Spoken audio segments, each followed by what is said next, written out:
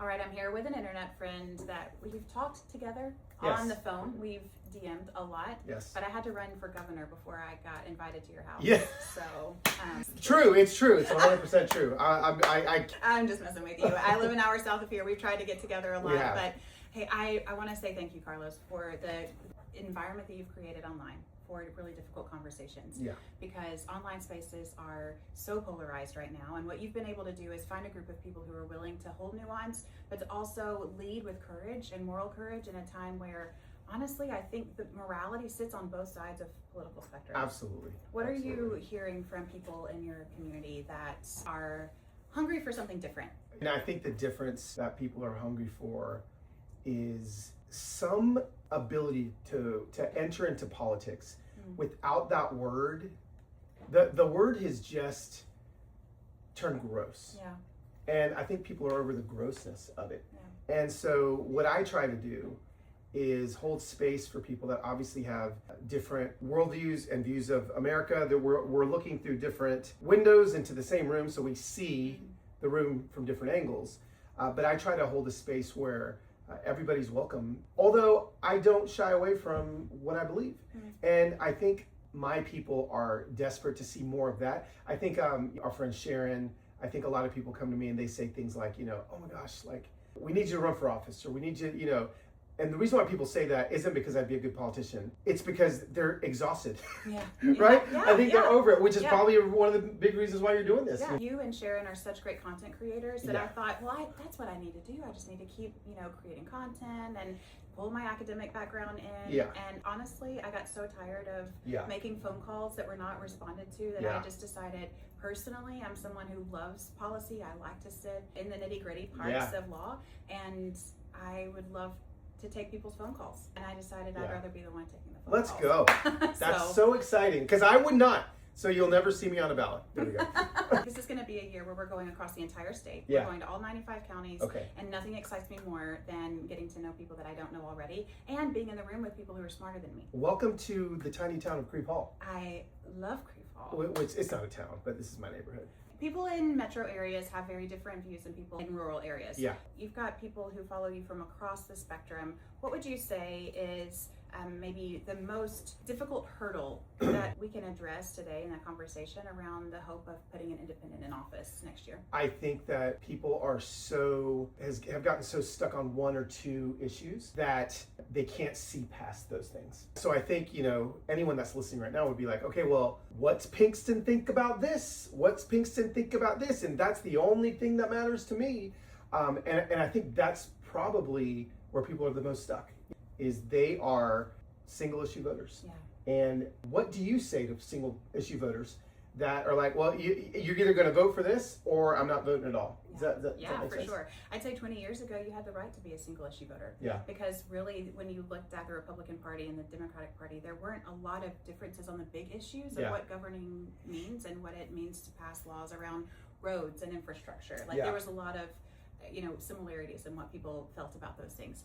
The chasm has become so wide, Yeah. and so there's this horseshoe effect that happens Yeah. where people become so polarized that they end up actually having the same talking points. And so when you say my body, my choice, Yep.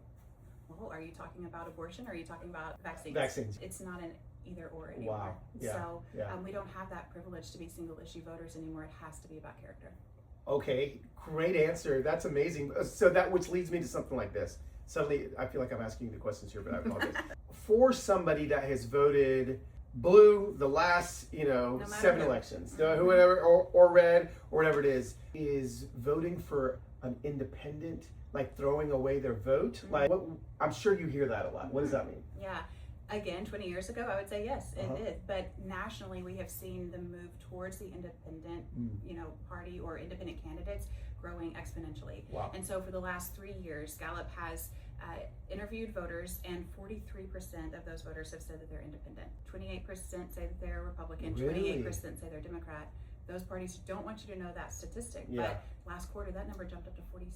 That's crazy. And so the majority of people are looking for common sense laws. That's on our side. Yeah. I also think in Tennessee specifically, because we have the lowest voter turnout in the country, the last governor's race, only 33% of voters turned out. Yeah. And to me, that says that there's a lot of people out there that are not happy, and they're looking for a candidate that they can vote for rather than someone that they can just vote against. Yeah, that's good. And I think the last thing I would say about probably people that are watching, especially in Tennessee, I've got people that follow me from all over the world, but Tennesseans that they're like, wow, this is a name that I'm going to see on a ballot. I think we've gotten used to this extreme form. I mean, we just had a special election where it happened. It's just this extreme form of attacking, this extreme form of, you know what, I'm going to point the finger and I'm going to tell you everything wrong with that candidate.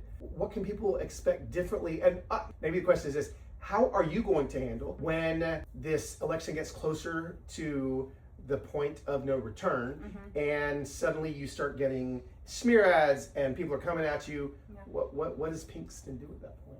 Well, I've told people that are closest to me that the only person who can make you hate a candidate is that candidate. Like I will have nothing to do with smearing someone's name. I love what Eleanor Roosevelt said years ago, that no one is entirely good or entirely bad. And I believe that even about people who I would find very different from me in a political approach. Yeah. The good news is that for this campaign, every dollar that I raise right now is taking us all the way to November, so I don't have to primary anyone. Let's go. And so next August, we'll know who our true competitors are. Okay. But I get to run all the way to November, so that's great news for me. Yeah, that so is you great will news. see me on the ballot. What does that mean, though, that you don't have to primary? So the Republican Party will have their own primary in August. The Democrat Party will have their own primary in August. So anyone who has declared that party affiliation in August will have to battle it out. Yeah, in its own election. So the primary election, And so on the ballot next November, you'll see the Republican nominee, the Democratic nominee, and then you'll see me. Okay. Boom. Let's go. Also, let's talk about how we're going to run this differently. Yes. And what I want to say is that when it comes to representing voters, I don't understand how anyone could run a campaign where you are hating the people who you're asking for votes from. Yeah. You know, so to say you're a liberal extremist or you're a Trump whatever, like I don't think that that's helpful for voters in Tennessee, because when I'm talking to voters, I'm hearing, well, I believe something on the right and I believe something on the left. I don't even know where I belong anymore. I hope that everyone watching this knows that I am going to push policy forward that is best for everyone and the majority of Tennesseans. And so we can get into policy on that, but I really do want people to know that I don't hate anyone in this state. And if you voted for Trump in the last 3 elections, I'm not holding that over your head. I understand where your values are, and I honor that and I respect that. I have plenty of voters in my family who have voted for Trump the last 3 elections. They've wrapped my Christmas presents. My father-in-law has wrapped my Christmas presents in Trump paper the last 2 years. These people who I love deeply, and I can't bring myself to hate them because we haven't aligned in who we vote for president. That to me feels really narrow-minded. I love it. Very good. Well, while we're rolling, let's talk about policies. Several years ago, there was a tragic incident at Covenant School. Yes. And you were involved in helping to raise money to fund therapy sessions for those who were involved that day. I have worked really closely with Voices for a Safer Tennessee over the last few years as a community advocate, and I know that this is an issue that's on people's minds. What do you hear from people when it comes to common sense gun safety? I think the word common sense is starting to even be a little polarizing. I mean, just at the point of this filming, just this weekend alone, we saw around the world, this isn't even just landing in America anymore, right? Around the world, just mass casualties by guns. And I think people are going to want to know, what can we do to stop it? Is it just mental health? Is it just guns? Is it a combination of both? I think that's what's on people's minds, is like, what are you going to do to help us with that? I appreciate the question. Because as a moderate, people don't know where I am, and so it's important that we are clear on that. As a disclaimer, I'll say I lived in a communist country for 5 years. Okay. So I was pulled over by a police officer when we lived in Laos. It was for a minor traffic thing. Yeah. But he said, hey, when you come back, can you bring me some guns from America? Wow. Thank you for affirming what we're known for.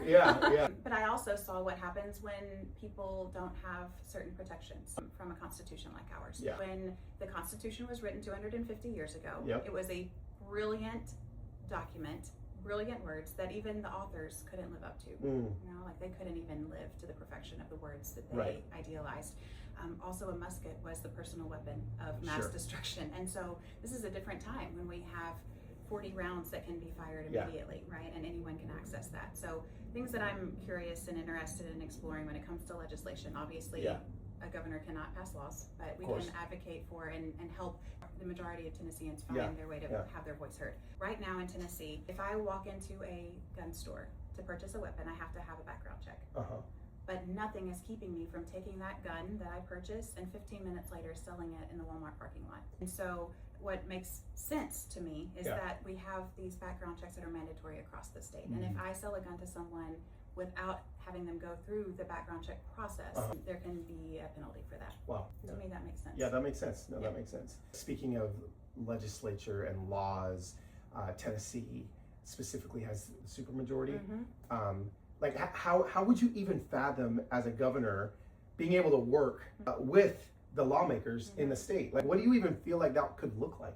My whole life, I have been someone who like sees injustice, and then I put myself in the middle of it. So whether that's the last 15 years in the anti-trafficking field or growing up in the church as a woman, where I've seen areas of injustice and wanting to put myself in the middle of that, I actually have a deep compassion for our Republican legislators right now in Tennessee, because they are being controlled by a federal party that has told them what to do. And if they don't get in line, then they're going to be primaried. In our last election, the state GOP kicked 16 moderate Republicans off of ballots across the state. So if you are not aligned federally, then you are being challenged. Interesting. And that is heartbreaking to me. So what I would like to do as governor, and what I plan to do, is to give the Republican legislators that we have that break to say, look, we are Tennesseans first. We are here for Tennesseans. And what works federally may not work for us in our state. And I will defend you. If you work with us, I am going to be your ally. And I think that there are Republican men and women on that floor that do want good things. Yes. But sometimes it just gets wrapped up in the federal points. Just being their advocate and showing that there is a path to be a good moral person that actually listens to constituents and what they want. I love it. I love it. One last thing, gerrymandering and lines being redrawn in order to, you had posted something maybe a week or so ago, maybe explaining it in a little bit more detail, just kind of how it's happened and how it's always happened. What are your thoughts on that and how that kind of is going to affect even this election?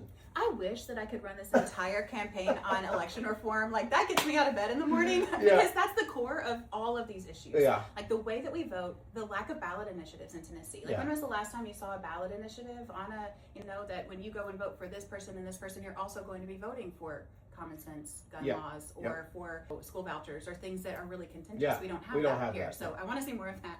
But when it comes to the gerrymandering issue, it's going to flip. As soon as Tennessee is no longer Republican, it's going to flip the other way again, just like it was 20 years ago. So we need independently drawn voting districts. This happened in Utah this year. We're seeing it in Pennsylvania. We're seeing it across the country. In Utah, there was an independently drawn district map that the Republican legislature ignored, refused to put in, and then the citizens brought a lawsuit, and the courts decided in favor of the citizens. No way. This is an easy fix. Look what can happen. And people actually get what they want. It doesn't have to be a knockdown, drag out, I hate you, you're terrible, like we can actually just put common sense things in. If I may. Yes, please. If we do not quickly address the issues like this, then we are losing ground every day to countries who don't have the cultural layers that we have to jump through. There's no country as diverse as the United States. People and land and rural and urban areas, like there's no place more difficult to govern than the United States. And so we are watching other countries move far beyond us in solving the social issues that are there because they don't have to jump through those hoops.